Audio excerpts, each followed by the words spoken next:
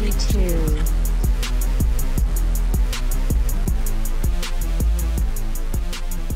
Okay, for all the news and review and pop culture that's right to type, 252 top stories.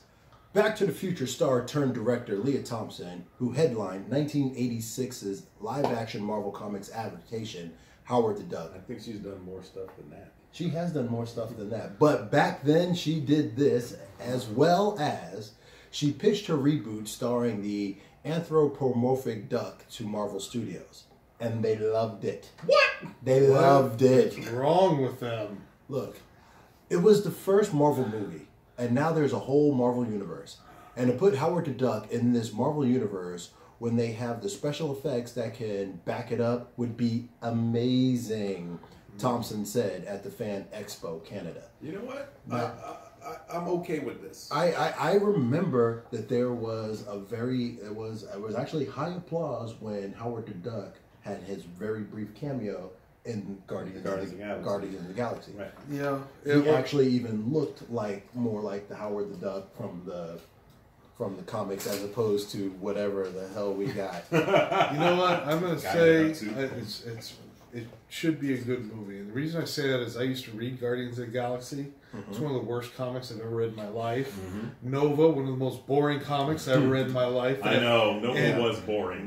Look at the movie they made from that total garbage. Yeah. Well, they had a property that nobody was doing anything with, and they said, "Hey, why not?" Now with Howard the Duck being, when I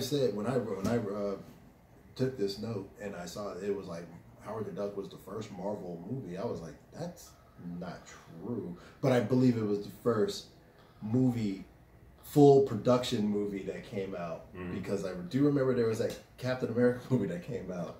Yeah, we don't talk about that. There was also Spider-Man, a few of those. Those were TV movies.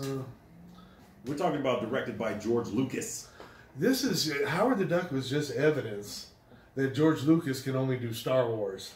I'm sorry. I've seen every movie he has made outside of Star Wars, and I hated them except American Graffiti, which was okay but kind of boring. All right. I liked American Graffiti. Yeah, a lot of people did, and I'm not saying it's a bad movie, but I'm saying the rest of the movies he made were bad movies. Yeah, all right. Art, next story. That's it. Despite heartfelt pleas and victims' impact statements and sharp words from lawyers on both sides, on both sides. On both sides. Well, there's good people on both sides. There's on both sides. Bill Cosby will see the inside of a prison cell for the 2004 rape of Andrea Constant for likely less than 3 years. The judge in the Cosby criminal case told a Pennsylvania courtroom. I believe his actual sentence, they were saying it was 3 to 10. 3 to 10. Yeah. He's probably going to do 18 months. You know what? Let's take some bets on this. All right. The over-under? Yeah. The over-under on Bill Cosby. Well, we'll take a gentleman's bet because, I don't... Well, it's very poor taste for us to bet on this. But that's what we're looking for. He's probably going to Club Fed, and he'll be... Well, he's an old man. This is a state charge, isn't it? He's going to go to state prison. Yeah, it's no picnic. Prison. Yeah, he didn't commit a federal offense. He committed a crime. Yeah, a real crime. Yeah, so he's going to be sitting there with... Who's going to be the first person to say, I fucked Bill Cosby? Yeah. I fucked him. Oh! Go ahead, John. All right. That was terrible. The much-anticipated Heroes in Crisis #1 has arrived. But despite the anticipation and hype for the Tom King story, not all DC Comics fans are happy with how things have started off. Shocking that DC fans are not happy with something that DC has done. Well, I can say the same about Marvel. Yeah, you know what? There was that one story, I hate to cut you off, but remember there was a whole thing with Luke Cage, Jessica Jones, and they have a baby. Did you see that? Mm-mm. Okay. No. We'll talk about that another time. We'll table it. Yeah, we'll table that. Okay. I'm sorry. The story features a place called Sanctuary, a special place where heroes can go to deal with the PTSD and trauma they experience in their line of work. However, as issue shows, Sanctuary doesn't end up being a safe place. We soon discover that there's been a mass murder at Sanctuary, one that leaves a number of beloved heroes dead, including Arsena, Roy Harper, and Flash, Wally West. Oh, wow. Spoiler alert. If that wasn't difficult enough for fans, the issue also reveals who may be responsible for the deaths of the hero Booster Gold. Booster Gold is dead? Booster Gold is dead. Yeah. I never read a Booster Gold comic. I don't give a shit. Oh, he was in Justice League. It was hilarious. He's funny. Yeah, He's funny. Yeah. Probably is. Booster Gold, I believe he is. I think they're going to animate him, and I think he's going to be played by Nathan Fillion. Less about it. I believe. Well, you know, But I do I'm- like Nathan Fillion. I do like him too. I think he's also the Green Lantern. But I digress. This week's review, Contrarian. Comedian D.L. Hughley breaks down the hazards of ethnic baby names from his wide-ranging new stand-up special. He also does a bit with his son. His son has Asperger's. Mm-hmm.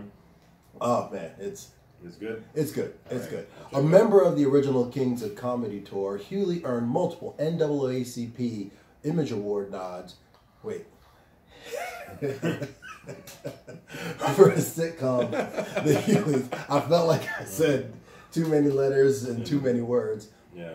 But that's what I did. You know, he does sometimes. He's when he does talk shows and stuff like that. He has a tendency to lean a little political. Oh yeah. With a lot of things that's going on. Definitely. There is a little bit of that in his stand-up. Definitely. But mostly he's talking about family and Right. stuff like that. Definitely. And you know. But he still puts a comedic spin on everything. He puts a comedic spin on everything, and I've been a fan of Daryl's for a long time. He's extremely funny. He is, and Yeah. I feel like now he's like the elder statesman because he was always like a hot young comic. Mm-hmm. Now I think he's in his 50s now. Yeah, he is. So, yeah. you know, Godspeed. Any special he makes, I'll watch it. It's good. Definitely.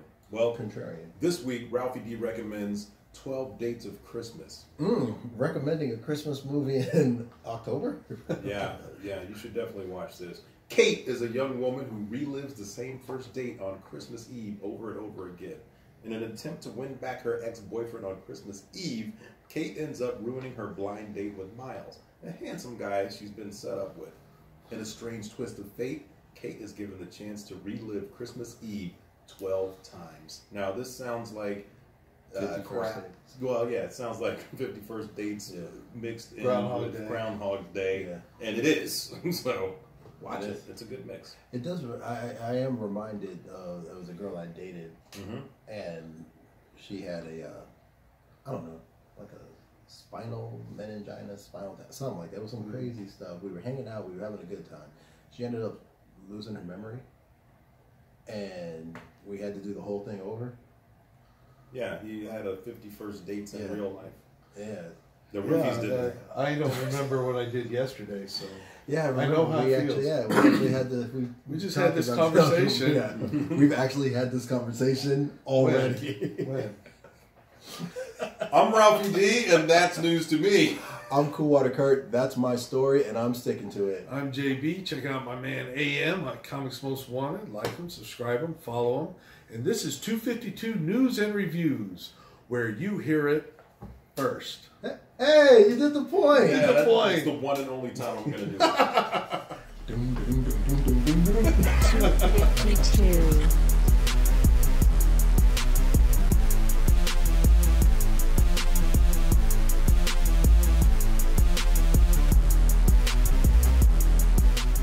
Adonis, pull yourself together.